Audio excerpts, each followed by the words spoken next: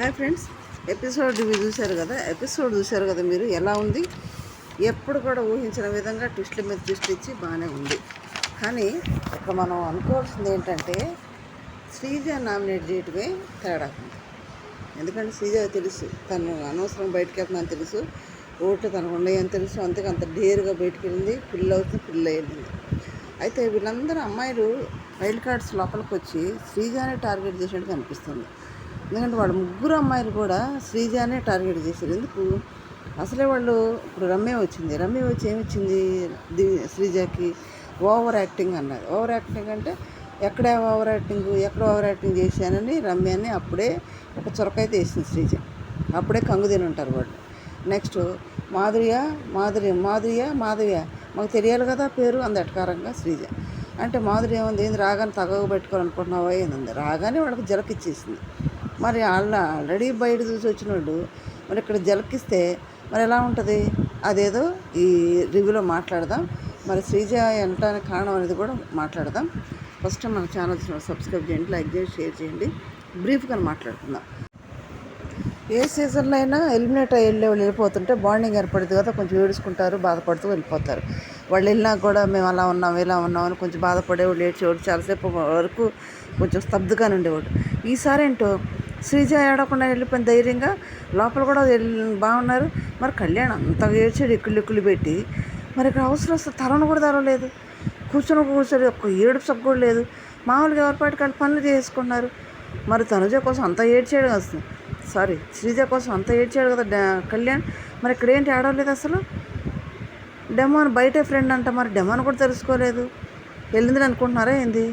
కళ్యాణ్ అయితే బలబ్బాయి ఏడ్చినట్టు ఏమి నటించాడు. మీరేమంటారు ఫ్రెండ్స్? నిజమైన ఏడిపోయినది. ఇప్పుడు ఫస్ట్ అందరూ వచ్చారు. ఇక వేరే చెత్త అంతా మనకొద్దు, పచ్చళ్ళు తెచ్చారు, ఇవన్నీ మనకొద్దు. పచ్చళ్ళ మీద పేర్లు రాసుకొని వచ్చింది.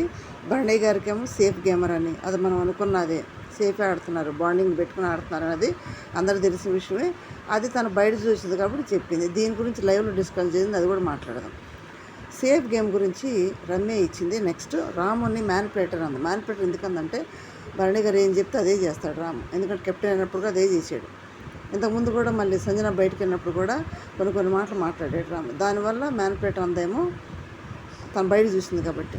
నెక్స్ట్ దివ్య ఫేక్ అని ఎందుకందంటే ఫస్ట్ పాయింట్ ఇచ్చింది కదా, అప్పుడు 5 పాయింట్లు ఇచ్చే వాళ్ళతో ఫ్రెండ్షిప్ చేస్తాను అని అంటే నాకు వాళ్ళు నచ్చారు, అక్కడ పెట్టాను, వాళ్ళతో ఫ్రెండ్షిప్ చేస్తాను అని అంటుంది. మరి అది గ్రూప్ గేమ్ అయ్యింది కదా అని రమ్య అన్నది. వాస్తవంగా అదే జరిగింది. ఇప్పుడు దివ్య అలిగింది, ఎందుకు గ్రూప్ గేమ్ అన్నదని, ఫేక్ అన్నదని. అది కాకుండా ఇవి చెప్పిన తర్వాత గేమ్కి వచ్చేటప్పటికి శ్రీజాని టార్గెట్ చేశారు. ఒకవేళ లాస్ట్లో శ్రీజ డెమోన్ సుమన్ కాకపోతే శ్రీజ సేవ్ అయితే డెమోన్ సుమన్ ఉండేవాడు లాస్ట్లో. అప్పుడు ఎవరిని సేవ్ చేసేవాళ్ళు? డెమోన్ సేవ్ చేసేవాడు, సుమన్ బయటికి వెళ్ళేవాడు.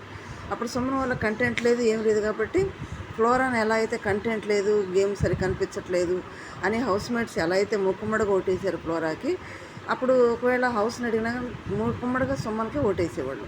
ఎందుకంటే సేమ్, ఎందుకంటే అందరి మీద చూసుకుంటే సుమన్ తక్కువే, ఆట కానీ మాట కానీ పాట కానీ అన్నీ కూడా ఫ్లోరా టైపే కాబట్టి సుమన్ కూడా పంపించేవాళ్ళు. ఇప్పుడు ట్విస్ట్ ఎక్కడ జరిగిందంటే వీళ్ళ టార్గెటే శ్రీజ. బిగ్ బాస్ టార్గెట్ కూడా శ్రీజనే అన్నట్టుంది అక్కడ డిజైన్ చేయటం కూడా. అందుకే నాకు సార్ కూడా కొన్ని విషయాలు మాట్లాడక సైలెంట్ అయిపోయారు, ఏం చేద్దాం అన్నట్టు అనేసారు. ఇక్కడ ముగ్గురు అమ్మాయిల టార్గెట్ శ్రీజని చేశారు. ఎందుకంటే తను కళ్యాణ్ని నీ కెప్టెన్ చేస్తే తను కెప్టెన్ చేసింది, మాట మీద నిలబడుతుంది, ప్లాన్ బాగా ఇస్తుంది, ఈ అమ్మాయితో ఆడతా కష్టం అనేది వీళ్ళు డిసైడ్ అయినట్టున్నారు. శ్రీజ కోటేశారు. అప్పుడు శ్రీజ వెళ్ళిపోతే డెమాన్ వెళ్ళేవాడు, లేదంటే సుమన్ వెళ్ళేవాడు. శ్రీజ స్థానంలో డెమాన్ ఉండేవాడు, సుమన్ వెళ్ళేవాడు, కానీ శ్రీజ ఉండేది. ఇక్కడ శ్రీజ అయితే కొంచెం ఆ నోరే ఫస్ట్ 3 వారాలు ఎలా అయితే జరిగిందో 2-3 వారాల్లో అదే వాళ్ళ మనసులో ఉండిపోయింది. దాన్నే దృష్టిలో పెట్టుకొని ఇప్పుడు శ్రీజాని బయటకు జరిగింది. మరి మారింది కదా, ఆట గేమ్ చేంజ్ చేసుకుంది కదంటే అది పక్కన పెట్టేశారు. ముందు ఏం జరిగిందో అదే తీసుకున్నారు, దాన్ని బట్టి శ్రీజాని బయటికి పంపించారు. ఇప్పుడు వరకు చూసుకుంటే ఓటింగ్ ముందుగా పంపించారంటే ఫేక్ అవుతుంది, కానీ వాళ్ళు డిజైన్ ఎట్లా చేసుకోవడం మనకు తెలియదు కదా. అందుకే శ్రీజ కూడా చాలా ధైర్యంగా నవ్వుతూ వెళ్ళింది, ఫుల్లాగా వెళ్ళింది కాబట్టి ఫుల్లాగే ఉండాలి బయట కూడా. నెక్స్ట్ లైవ్లో ఏం జరుగుతుందంటే ఇదంతా కూడా పాటలు ఏం వాళ్ళు గేమ్ పెడతాం ఇవన్నీ కూడా. ఇప్పుడు తెలుగురాని ఫ్లోరా నాయుడు తెచ్చాడు, తెలుగురాని గౌరవం తెచ్చాడు, దివ్య తెలుగు నేర్పాలి.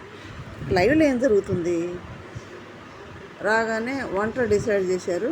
దివ్యాన్ని పక్కన పడేసి వంట మాధురి చేస్తా అన్నది. మాధురికి 4 అసిస్టెంట్లు, ఎవరో రాము, డెమాన్ మంచి పని చేస్తాడు, అసిస్టెంట్లు పెట్టారు.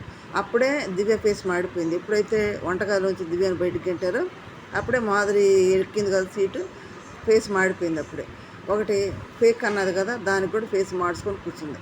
అప్పుడు బాణి అడిగాడు, ఏమైంది ఎందుకు అలా ఉన్నామంటే ఏం లేదు ఊరికే అంది, ఏడుస్తూ కూర్చుంది, ఎవరు కదిలినాము. తర్వాత ఇక్కడ లోపలికి వచ్చాడు గార్డెన్ ఏరియా, ఏం జరుగుతుంది? బాణి గారు తిరుగుతుంటే నిఖిల్ వచ్చాడు. నిఖిల్ వచ్చి, సార్ మీరు సేఫ్ గేమ్ ఆడుతున్నారు బయట, మరి కానీ అక్కడ కెప్టెన్స్ బోర్డు ఉంది కదా, బోర్డు గురించి వీళ్ళందరూ డిజర్వ్ క్యాండిడేట్ కానే కాదు, అయినా అక్కడ ఉన్నారు. మీరు డిజర్వ్ క్యాండిడేట్, మీరు ఇక్కడ ఉన్నారు, దాన్ని బట్టి ఆలోచన చేసుకోండి, ఎందుకు ఇలా అవుతుంది, వాళ్ళు అక్కడ ఎందుకు ఉన్నారు, మీరు ఇక్కడ ఎందుకు ఉన్నారు, క్యాలిక్యులేట్ చేయండి, ఆలోచించుకోండి అంటే, నేను మన అనుకోండి ముందుకు వెళ్ళటం తప్పు కాదు కదా, నేను నా పాయింట్ ఆఫ్ వ్యూలో నేను వెళ్దాం అనుకున్నాను, అది కొన్నిసార్లు బిస్కెట్ అయిపోతుంది అని భరణి గారు అంటే, అదే సార్ అదే మీరు ఆలోచించుకోండి అని అన్నీ మాట్లాడుతుంటే మధ్యలో రమ్య వచ్చింది.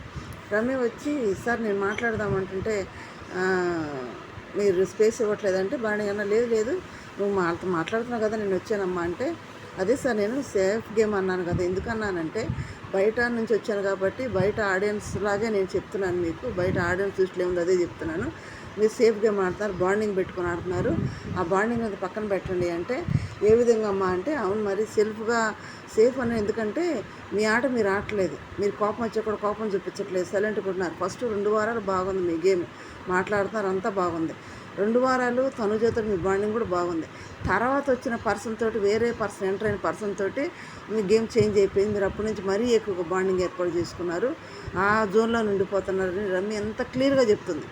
తర్వాత ఫస్ట్ నుంచి 2 వారాలు ఎవరున్నారు? తనుజ ఉంది, అప్పుడు అంత తనుజ మీ బాండింగ్ బాగుంది.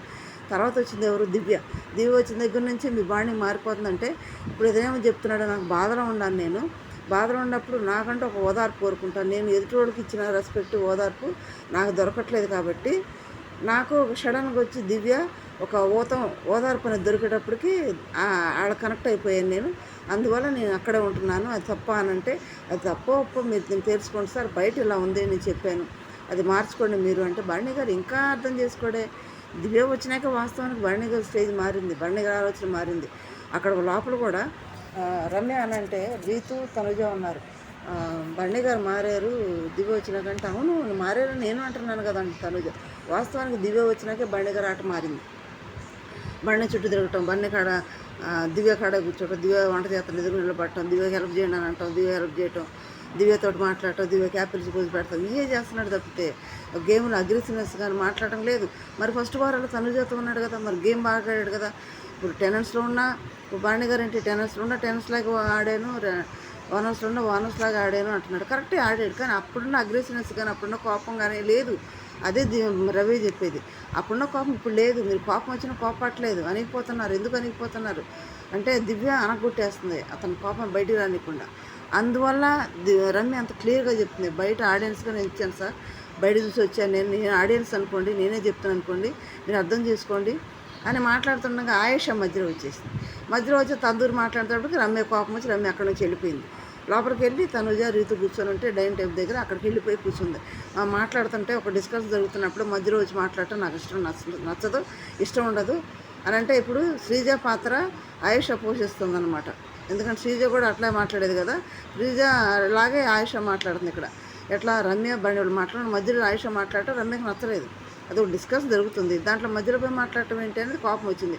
అక్కడ అంటే ఎవరు అని అంటే ఆయేష వచ్చేసింది, నేను బండి గారితో మాట్లాడుతుంటే డీప్ డిస్కషన్లో ఉన్నాం మేము, మధ్యలో వచ్చి మాట్లాడేస్తుంది, అది కరెక్ట్ కాదు, ఎందుకు మాట్లాడుతుంది అనేది గట్టిగానే అంటుంది. అక్కడే మొదలైంది వాళ్ళకు డిస్కషన్లో. ఇట్లా ఇంత ఓపెన్గా చెప్తున్నా బండి గారు అర్థం చేసుకోకపోతే, లైవ్లో చాలాసేపు డిస్కస్ జరిగింది, చాలాసేపు నిఖిల్ రమ్య చాలాసేపు చెప్పారు, ఇంకా మార్చుకోకపోతే బండి గారిని ఎవ్వరేం చేయలేదు. లైవ్లో ఎంతసేపు జరిగిందో అక్కడ రోటీలు చేస్తుంది మాధురి, రోటీలు చేస్తూ ఉంటే రాము డెమోన్ అందరూ హెల్ప్ చేస్తున్నారు, అందరు 4 అసిస్టెంట్లు ఇచ్చారు, బాగా హెల్ప్ చేస్తున్నారు, బాగానే వండుకుంటున్నారు. అప్పటి వరకు అయింది. ఇక్కడ దివ్య తలిగింది, మరి దివ్యనే బండి గారు ఏమైంది ఓదారుస్తున్నారు లైవ్లో, ఈ జరిగింది ఓవరాల్గా బ్రీఫ్గా అని చెప్తాను, ఓవరాల్గా జరిగింది. బండి గారికి అయితే మాత్రం క్షుణ్ణంగా చెప్పారు వాళ్ళు, మరి ఇని తన ఆట మార్చుకుంటే బాగుంటుంది. మీరేమంటారు? చిన్న కామెంటే చేయండి, లైక్ చేసి షేర్ చేసి సబ్స్క్రైబ్ చేయండి. Thank you.